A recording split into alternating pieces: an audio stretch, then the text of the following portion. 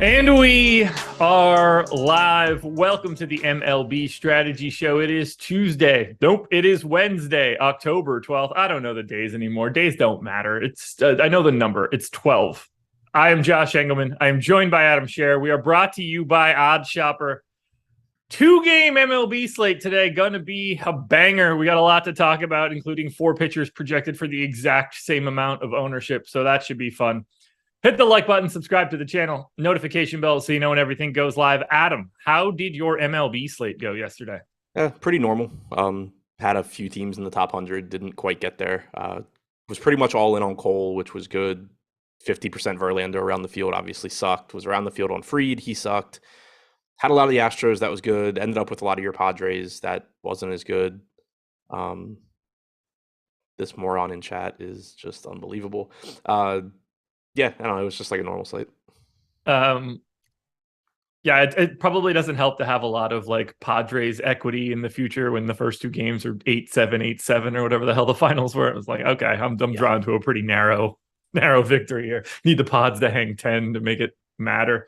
Do you watch any of those games? Like, do you see the Alvarez walk-off? So I was watching the Houston game. I missed the Alvarez walk-off because I had gone in to make hockey lineups, maybe. I don't remember what I was doing, but I was on my computer doing something, so I was in my office and I heard the walk-off, but I didn't actually see it, which was pretty annoying. Yeah, that's crazy. Weird, crazy. Like, I couldn't believe, one, that the Braves like slightly came back at the end but didn't get it done, and then I couldn't believe that the Astros came back and actually did get it done. I didn't pay too much attention after that. Didn't really matter. Yeah, 2 games today. Do we want to just start it off with the way that we think we need to start it off, in that there's a weird like we might not have a 2-game slate? Do you know what happens if this game goes away today? I don't, off the top of my head. I don't remember. I'm almost positive if it gets postponed before the slate starts that they just cancel the slate. Okay. I think. If it gets postponed after the slate starts, I don't think they can. I think you're just SOL if you played that game. I'm not positive though. I could see them refunding losses. I mean, I could see that too, but I'm saying, like, I don't think they have to. Like, I think that's kind of if they feel like being nice. But yeah, definitely, if you're playing, and obviously I will at some point, and I haven't yet, keep an eye, like, figure out what the rules actually are, because it does matter. That is the first. At least I was gonna say, at least it's not the second game. Right. Yeah, I was gonna say it would have been a much bigger deal if it was the second game. With it being the first game, chances are you're just either going to find out that you're not playing a 2-game baseball slate today, or the game's fine. It's gonna be very interesting for all of this. Pay close attention. At least it's a 4:00 start too. Like, this could be so much worse if it was 1:00, 8:00 or something. But I don't know if they'd run the double or the two-game slate. If it was like that, they might just run 2 big showdowns at least. Humboldt, which game is in jeopardy? I made this joke before it started. I'll make it again here. The chances of it being a 10-hour early rain out in Los Angeles is so low, it's insane. It's Philly, Atlanta. Yeah, it's just the coast where it rains. Yeah, I'd love to know when the last Dodgers game was that got rained out. So the thing that does happen out there occasionally is their field drainage systems absolutely suck. So, like, LA, the Padres, like, they'll get just a random storm and their field just is done. Yeah. Well, it's not worth investing in like state-of-the-art drainage in a place where it rains once every 700 days. Yeah, I mean, and it rains in Cleveland constantly, and they can't even figure it out there. So, oh man, speaking of Cleveland, I think it was against Cleveland. Do you remember the game with all the bugs? Yeah, that was Cleveland. Yankees Cleveland in, like, I don't know, 2006 or something. Yeah, God, that was awesome. Oh, there we go. April 17th, 2000. Wow. Oh, there's a difference between it raining and it raining enough to make the baseball game not happen. April 17th, there was a Padres game that got postponed within the last couple of years, and it was just simply like, we don't know what to do with the rain. Like, I mean, this is just Dodgers. Yeah, no, I know. I was saying, like, the Padres are in that same category, but I was saying I specifically remember, I think it was the Padres, where it was just like, yeah, we can't play because it's raining. Meanwhile, the Nats will call a game for no rain. Right. Which certainly, I remember that one. was probably like 3 years ago, where all the pictures from the ballpark were like bright blue skies, and they bagged that game like 45 minutes before the first pitch. People lost their minds. They did it with an Orioles game back when the most recent stretch where the Orioles were good. And I don't remember like the circumstances anymore, but I know it had implications. I know Buck Showalter was managing the O's at the time, and he just like kind of lit into the Nats in his post game. Because I don't remember what they did, but it was just absolutely ridiculous. Subash says they forget how to drive in the rain in SoCal. It's not just SoCal. People don't know how to drive in the rain here in North Carolina as well. If you're not in a like general cold weather, there's snow on the ground place, it seems like any of the elements are pretty downhill for everyone. Yeah, I was going to say the first thing I was like thinking about when you were talking about rain in LA was when I went to college in South Carolina. And we got like a flurry. Like it was just like a day of just like shitty weather where it was just like very lightly snowing, and they canceled classes, and everybody like basically the school I went to, like half of it was from like the Mid-Atlantic and half of it was like South Carolina locals. And you could just immediately tell who was local and who wasn't, because like some people are freaking out that it's snowing and have no idea like how to act. And then there's other people that are just like not even noticing the snow because it's basically non-existent. I had that same sort of experience like right when I first moved down here with Katie, where there was some snow and she was just, it wasn't going to be good. Like she was never going to be able to leave the house for weeks. And I was just like, I got here, no problem. I can't spin out if I try. We're going to be fine. All right.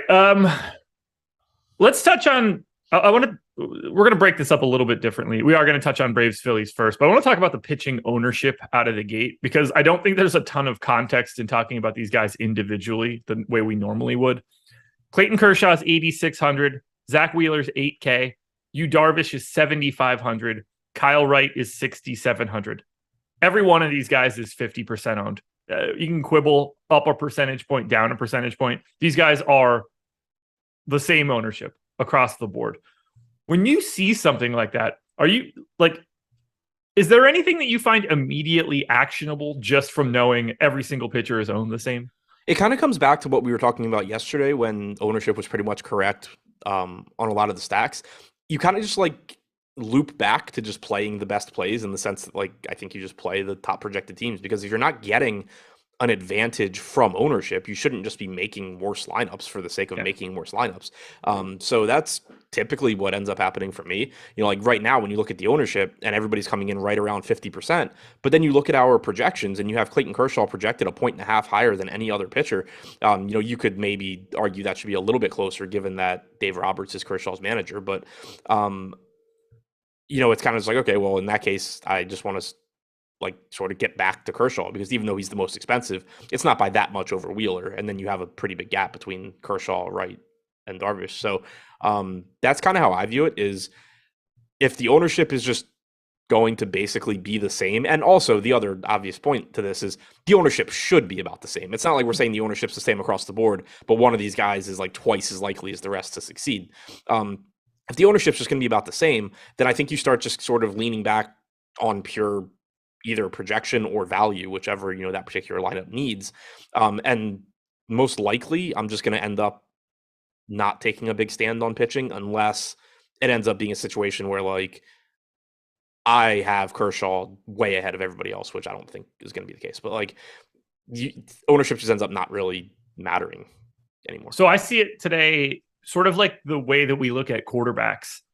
It's not so much that you're trying to pick a pitcher at this point, since they all look relatively similar to their salaries. It's just like, if you decide that the Braves are your top stack, then you're probably just not getting Zach Wheeler. Right. That's a really good point too. Like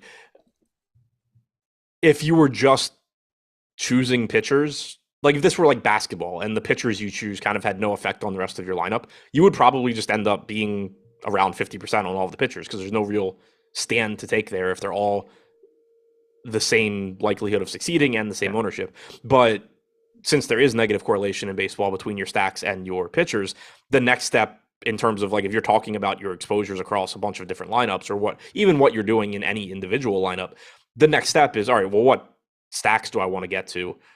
Since I don't really care at all about what pitchers I'm using, what stacks do I want to get to? That's going to drive sort of where the pitching exposure goes.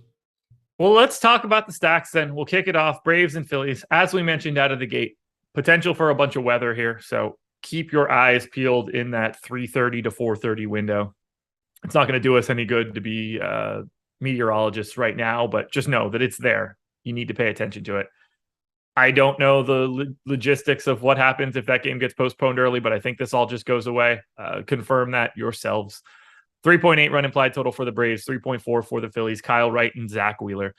I don't think that we really need to dig into anything here, unless you have like an actual stance on Wright or Wheeler that you find positive or negative. But top pitcher odds and everything are basically just coin flip things for these guys as well. I don't have anything else to dig into.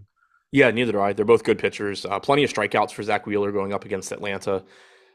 He's a really good pitcher, obviously. So like he looks good, but again, we've kind of already touched on the pitching. They're all good. They all look similar. There's no, like I know he ended up being decent yesterday, but there's no Quantrill on this slate. There's no Clevenger on this slate. You're just talking about four very good pitchers. The lowest strikeout percentage on the slate is Wright at 23.6%. The worst xFIP is Darvish at 3.58. The worst FIP is Wright at 3.58. Like you're talking about just four really good pitchers, Kershaw and Wheeler being like the top two in terms of talent, and then Darvish and Wright below them, but still very good. So Wheeler coming in with a 27% strikeout percentage, 3.06 xFIP. I do like the fact that the Braves have strikeouts in their lineup against righties this year. Wheeler's held them to a 110 expected ISO, only a 125 expected ISO against lefties. So all of that's big when you're talking about a lineup that has as much power as the Braves do. So, I think that he looks really good. I think he looks better than Kyle Wright if you're just talking projection and talent and matchup and all of that. But Kyle Wright's also $1,300 less expensive, so he's going to be a little bit easier to get to.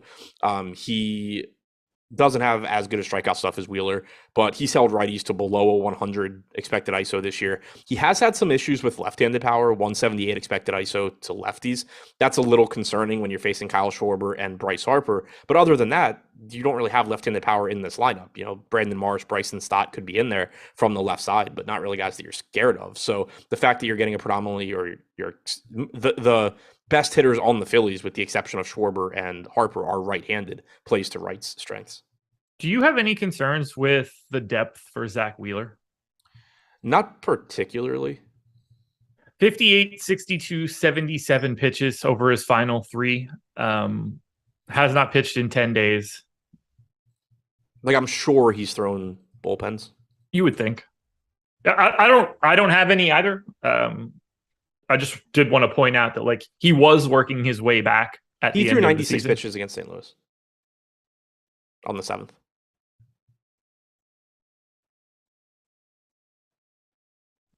Why, Fangraphs? Why? Like, I was gonna say, I'm almost positive he pitched recently and pitched a lot. For some reason, that game doesn't get included in the game log on Fangraphs. It stops at the end of the regular season. Is there a postseason tab? No. Even if you click all dates and it gives you game logs all the way back to 2013, it doesn't include that particular game. That's weird. Oh, that's so annoying. All right, well, ignore me then. The only reason I brought it up is I was just like, oh shit, 10 days off. He only had 3 starts. Like, maybe we need to like discount him and out or something like that. But that's clearly not the case. Sterling, I'm not better than this. It's the baseball season and it's the playoffs. Like, I haven't paid attention to any of this stuff in a month. I'm not better than this at all. NBA starts today. Come watch that show at 5:00. And then you'll be able to hear me talk about something that I'll actually know what's going on. If Josh was better at this, he wouldn't need me here to babysit. I have asked repeatedly for this to be a solo show. And there's a reason that the powers that be keep telling you no. I know it is. But we have to pay you to do something. Otherwise, they got to get rid of you. Yeah. Well. Which team do you prefer here from a bats perspective? Obviously, the Braves are slight favorites. Do you have a lean to either offense? Because it appears they're like the number 2 and number 3 thing at everything. I prefer the Phillies just because I don't think Kyle Wright's as good as Zach Wheeler. Okay. I mentioned it just now when we were talking about Wright, that I wish there was more left-handed power in the Phillies lineup. But Schwarber and Harper clearly look really good. And then I'm fine taking my chances on Hoskins, Realmuto, Castellanos. I like that So, I mean, the ownership's about the same here, but you're going to get, I think, a little bit better pricing on Philadelphia. Not by a huge margin. The bottom of Atlanta's lineup is really cheap, but yeah, I guess they're actually pretty similar. I think this is the most balanced slate I've ever seen in my life. Yeah. Yeah, this is tough. 25% ownership on both sets of the hitters, like 26 and 25% top stack. It's the most neutral thing. It's like when you can play one of those video games where they equalize the ratings for everybody. So like it's called like fair play or whatever. So we both pick up the controller. We both get the same teams. I don't know what to do with this. Yeah. I mean, I think I prefer Philadelphia just because Kyle Wright's not as good as Wheeler, but yeah, it's another spot where it's kind of just like the same. I'm getting to more Atlanta, and by the flip side, I'm also getting to more Kyle Wright. I don't even know why that's happening. Like I don't have anything actionable. I have the Braves projected slightly better than the Phillies. It shouldn't be all that surprising. They are slight favorites as well. So from a cash, there's the real question. What do you do in a cash game today? Don't skip it. Yeah. I mean, like, jokes aside, it's got to, like, based on everything that I'm seeing from an ownership standpoint, it's going to be really hard to just have like obvious cash plays. I'm getting a ton of the Dodgers, obviously given their run total, but Kershaw, Kyle Wright is my combo in cash in basically everything, but I have no idea if that's going to be a standard or not. I'm guessing that's the Stokastic projection combo as well. Okay.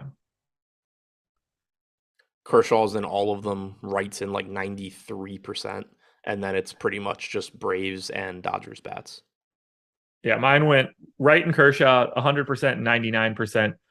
Then Will Smith and Turner both in 90, Lux, Freeman, Betts all in the 60s, and then I start getting a little bit more of the Braves and stuff.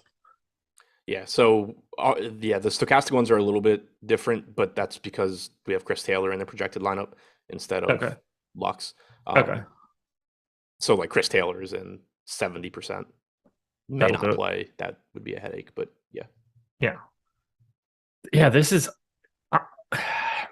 Is there anything that we should sort of talk about like the way you should be playing this slate? Like, does this change anything to you from a stacking perspective? Are you less likely to stack in a spot like this? Well, you're sort of... I mean, by default, you're always going to have some sort of stack. Like, right, but like, instead of going like just jamming a 5-man, are you more likely to have like 3-3-2 type construction? Yeah, I mean, I think you're going to be building some lineups like that at least. You know, like you're just going to run out of combinations playing, 5-3, 5-2. Like, you're just going to have a lot of overlap in your lineup. So, yeah, I think you should just be a lot more flexible with the stacks you're building. Also, obviously, allow a couple of bats against your pitchers here and there. So, there's nothing wrong with that either. Are you even trying to set, like, from a fantasy cruncher perspective, are you even setting up a stack, or are you just letting it go? Because you're naturally it's going to stack in a certain way by default, just because of the way that it takes your pitchers. Right. I'll say I think I haven't played a 2-game slate in a while, but typically I don't think I even set a specific stack. I just kind of let it do whatever it's doing. But you also, it would kind of depend on what it's giving me. Like if I'm not getting any 5-mans doing that, then I'm still gonna force that to start. Yeah. Like I think what I would probably actually do, just to make sure that I'm still getting different variations that I would want, is like build X amount of 5-man, 5-3s, 5-2s, whatever. Just whereas normally that's like all I build, I would lower the number that I'm building of those, and then mix in 3-3-2, 4-4-2-2, whatever.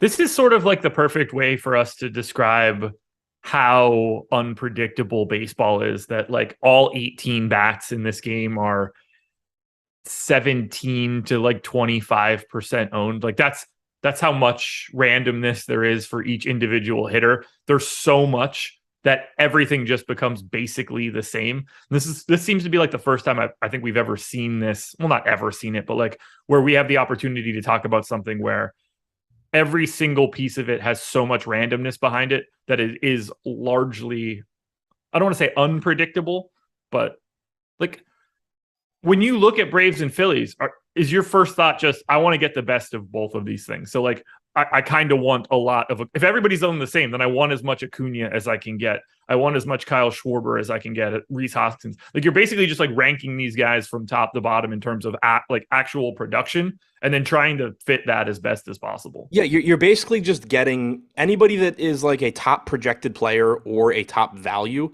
is just should be getting pushed up even more, because normally you're going to run into spots where the top values are over-owned because people just rely on optimizers, or the top projected guys are still really good plays, but they're over-owned just because, people are getting to them a lot because everybody wants to play Acuna.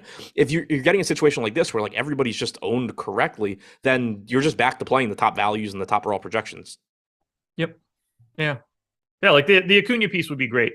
Like, let's say that the Dodgers were in a different matchup and like Mookie Betts was 3% owned on a day like today. Normally you would just be like, oh, well, like I love bets in tournaments because there's no ownership there. But now all these guys are just the same ownership, basically. It's a weird slate. It's a really weird slate. I don't even know what kind of questions to ask you.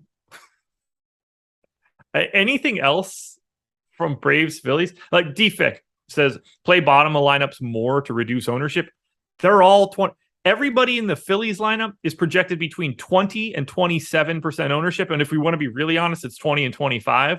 For the Braves, it's 18 and 26. Like, there is no less ownership at the bottom. Like, nothing's slipping through the cracks in this one. Right. That's the thing. It's like, typically, yes, that's a good approach, but you have to actually have them be lower owned. And that's why I just keep coming back to, like, I think you just end up going back to playing like truly the best plays, because if we're projecting the field sort of to adjust and say, oh, well, we need to mix in these low-owned guys, and then they end up not even being low-owned, then at that point, you're better off just being back to step one, where you're just playing the best plays. Like, it's still all, it's when you think about why you factor in ownership and everything, it's not just like because it's fun or something like that. The reason it's necessary is that your opponents are good enough at playing the just flat out best plays. And so you start mixing in ownership and trying to put yourself in a position where you're making a little bit worse play in terms of likelihood of succeeding, but you're getting yourself in a position where it's going to succeed often enough that you get paid. If your opponents are now being projected to also be doing that at a high level and basically playing a similar strategy where they are making worse overall plays in the sake of ownership, you can go back to, like, you can exploit that by being like, okay, well, I'm just going to go back to playing the guys that I actually want to play that you're playing less of. That's kind of what the ownership on this slate is suggesting you should do. I'm waiting to see. I want to look at all the data after this to see how many of like the 150s are going to just pick a team. And like, look, I've got 150 of the Braves primary stacks. I hope they're the team that separates from the pack. And then like, that's just, I corner the market instead of having, 25% of everybody. Anything else for Braves Phils? Marcus Zamparo said playing a reliever is the approach to be different. It's an approach.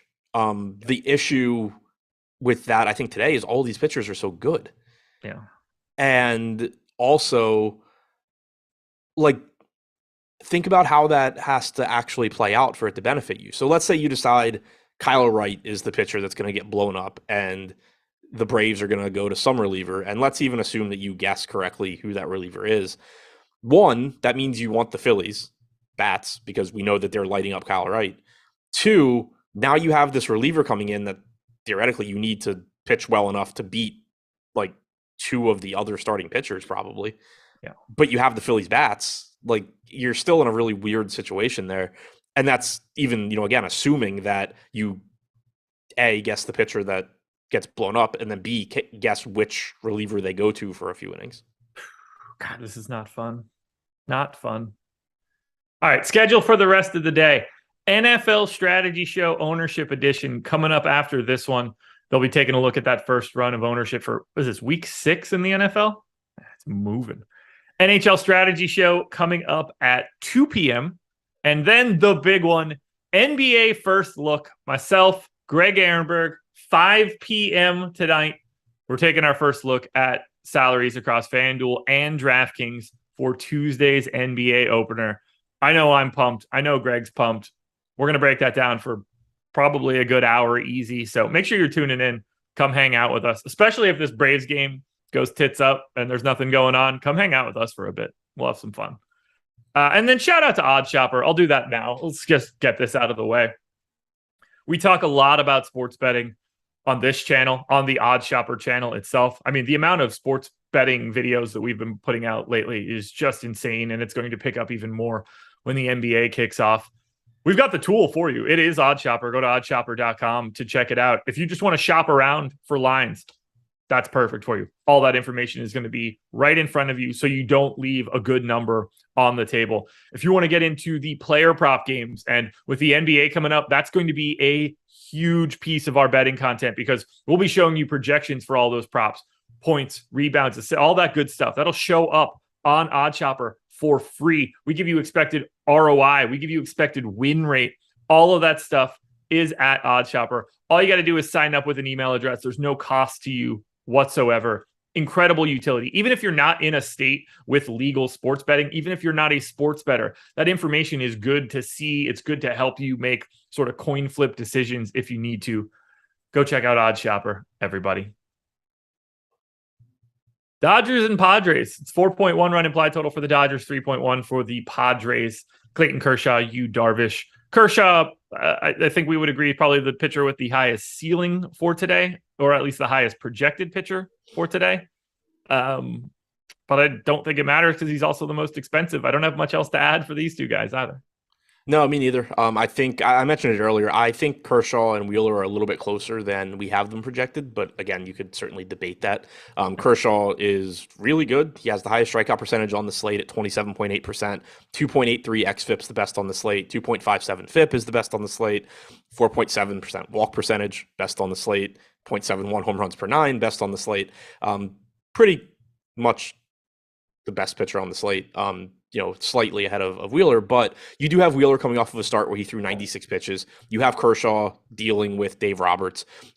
I assume they are going to let Kershaw get around 100 pitches, but Roberts typically does have a pretty quick hook in the postseason. I don't remember the exact stat. They mentioned it on the game last night, but 45 or 50, some number in that range of postseason games Dave Roberts has managed. He's allowed his pitcher to throw over 100 pitches 7 times.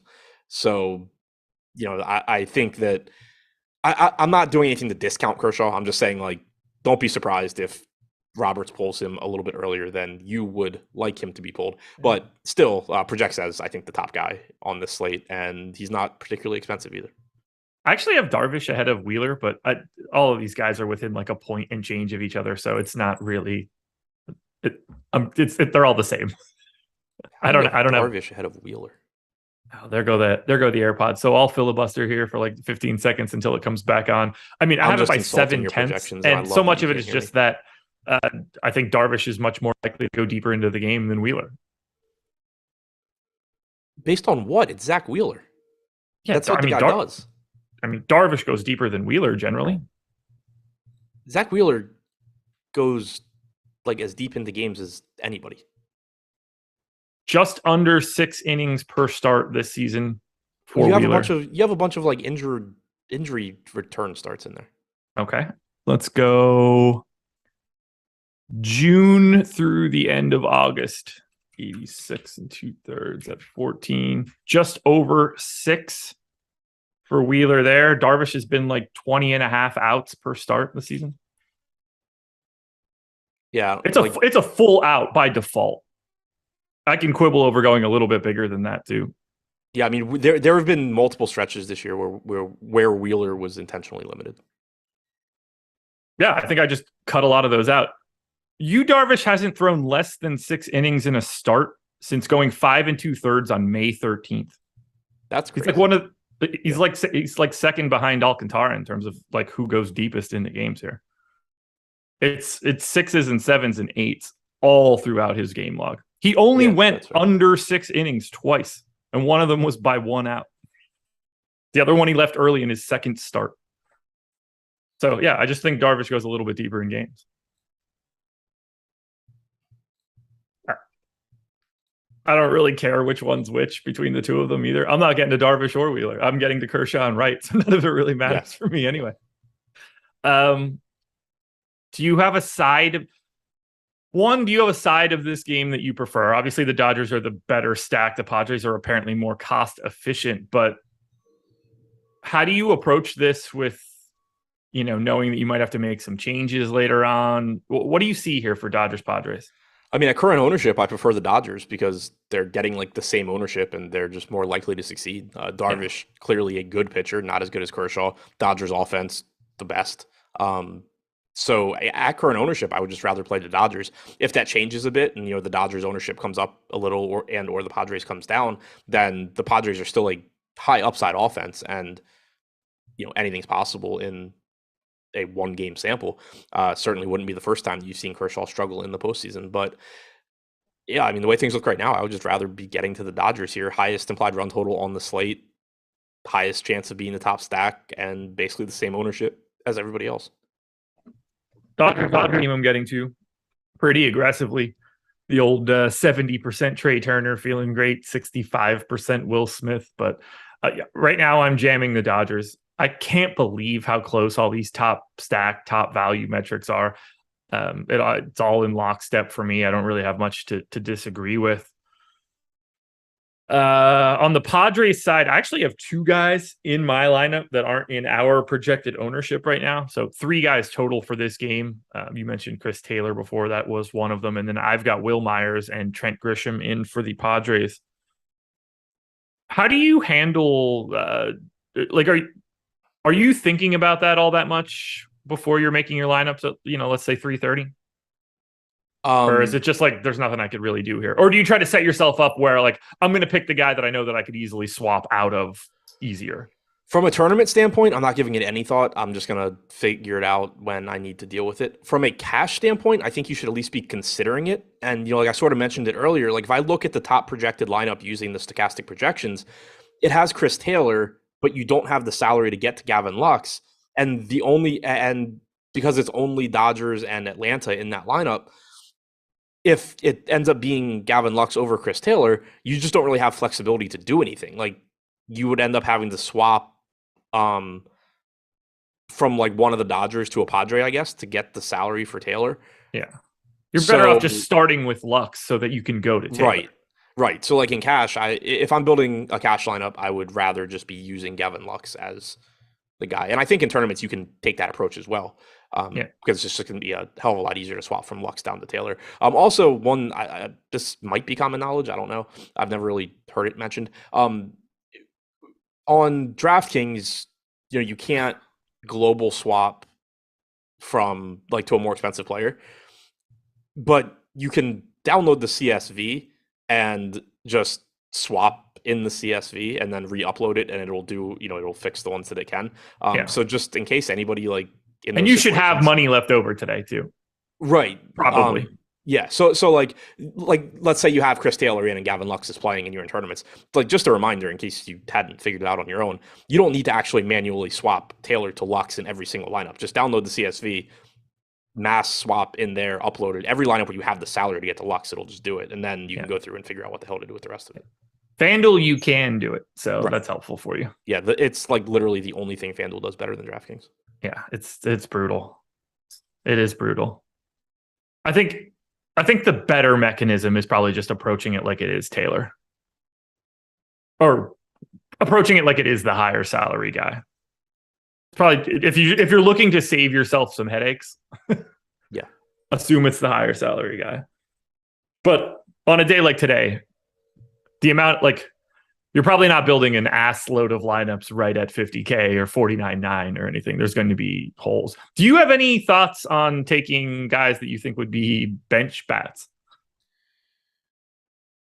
Not really. I'm of the same opinion. So yeah,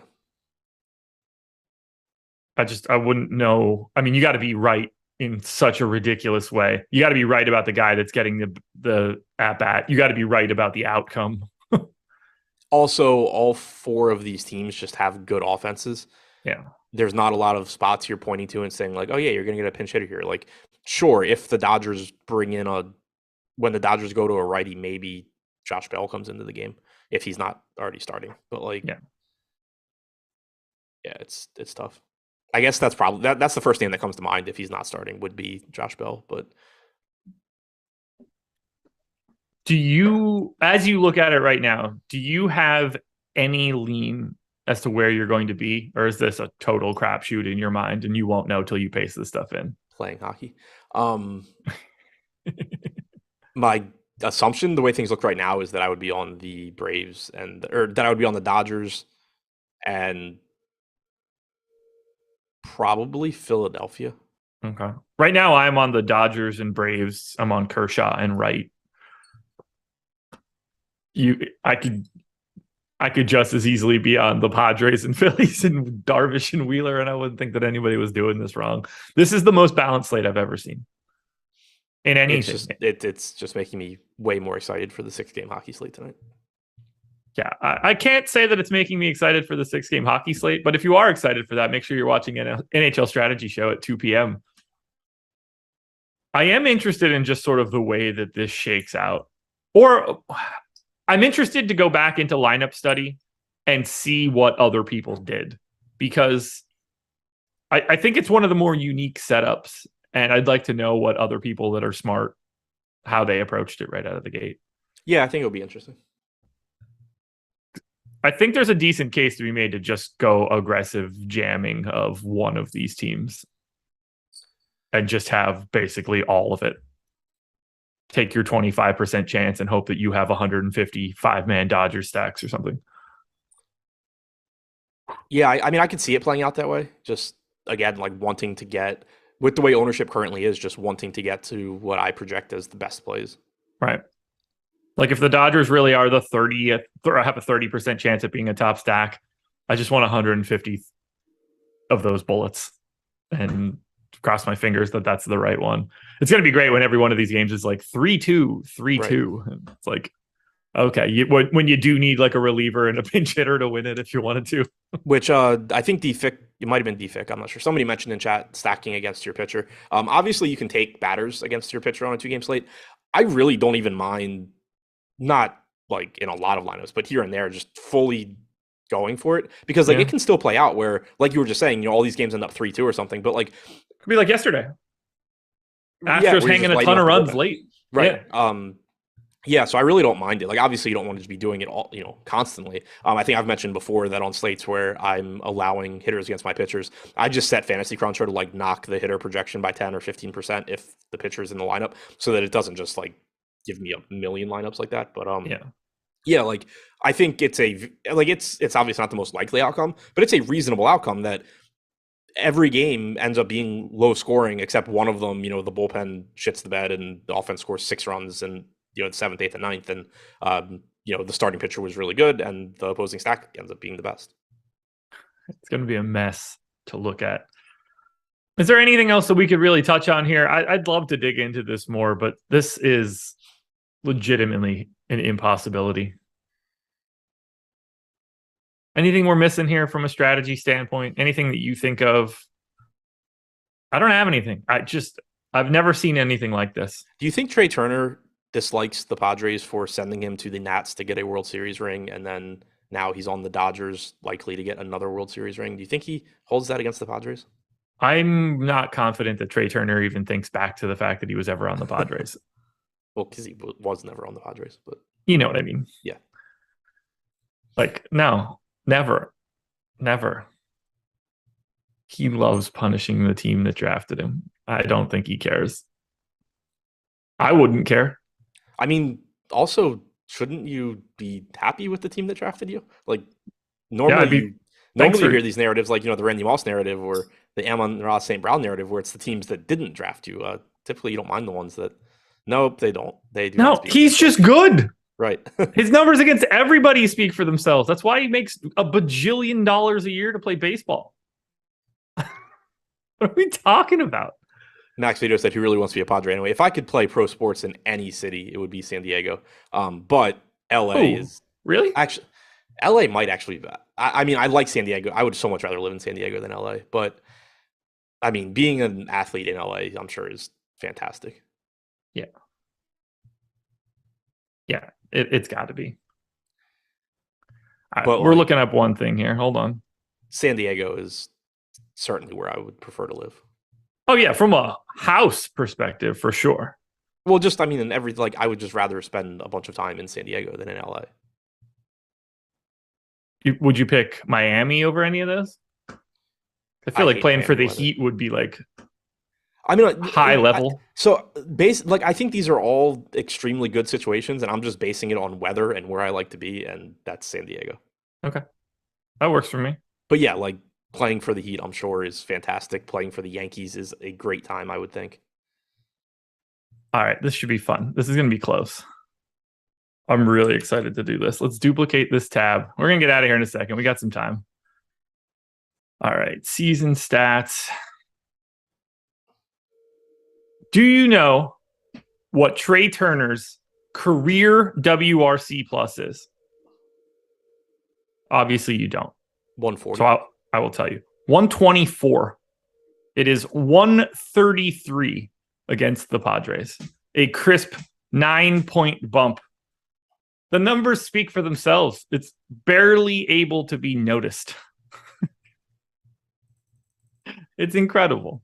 Incredible. Who did they trade him for? Because Sean V said it was for garbage, but I'm pretty sure it was a massive trade.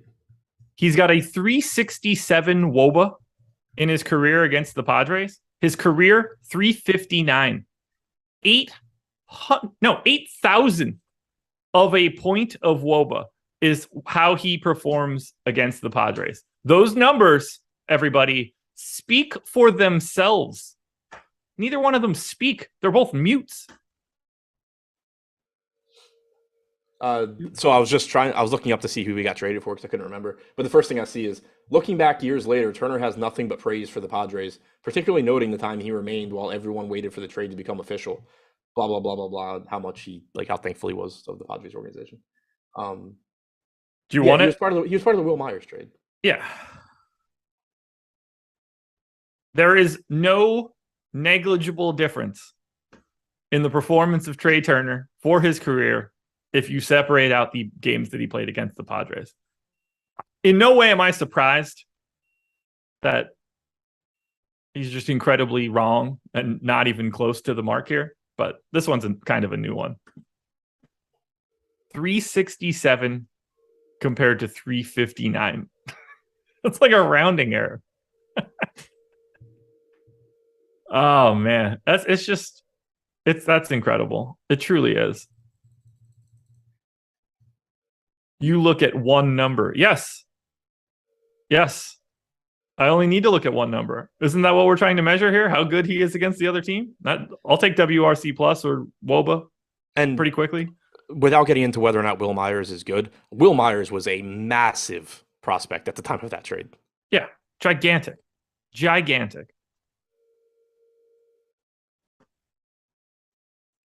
let's see. What was the deal? Where is it? It was... I have it here. Yes, it was.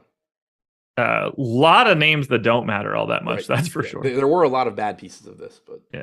Steven Souza was a relatively sizable name in that one at the time. Jake Bowers, Rene Rivera, Birch Smith. Bowers was highly regarded, I think. In my mind, he was. But Will Myers was real in that deal. Yeah, like he was a legit prospect. Bottom line here, lock Trey Turner tonight. That's your message. But for the record, Trey Turner, most exposed bad in any of my lineups because he's good against everyone, not because he plays the Padres. Yeah. And yes, Will Myers doesn't play every day now. One, that trade was nearly a decade ago. And two, he ended up being like a solid major leaguer instead of an absolute star like people thought he was going to be. Yeah. He was exceptional for a bit. I think he's going to be okay with it with his $22 million a year coming in.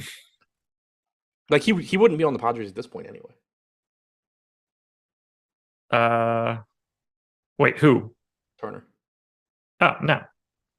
Well, you never know. I mean, unless they obviously, like, a million things could go differently, but unless they gave him a huge deal, he would be gone. At least it's a team that could have given him a fat check to stick around. It's not like he came up on the Pirates where it's like, yo, he's definitely not going to be on the Pirates. Yeah. They're not paying shit. So Ship, would you turn down a significantly higher salary to play in nice weather in San Diego? Significantly. I mean, no one has to do that. Yeah, but no, I like assuming most things similar. Yeah, but no, I'm not like, and it like you would obviously give up $1 million of a $20 million salary to play wherever you want. Right. Yeah. Like if the Padres want to pay me $20 million and the Guardians are offering me 21, I'm going to go play in Southern California. Yeah. There aren't a lot of times where like the Padres are going to offer you 20 and the Guardians are going to offer you 35. Right. Like those. One of those offers isn't actually coming in. Let's get out of here, man. MLB strategy show in the books. Pay attention to the weather. Everything matters from 3:30 to 4:30. We need to know if this Braves Phillies game is going to exist. So keep your eyes peeled for it. Again, NHL strategy show later on at 2 p.m. NFL strategy show coming up at 11. And then NBA is back. First look, myself and Greg at 5 p.m. Good luck, everybody. Enjoy this slate. Adam and I are back again tomorrow for another 2-gamer. It's going to be a fun one. Thanks to OddsShopper. We're out of here. Peace.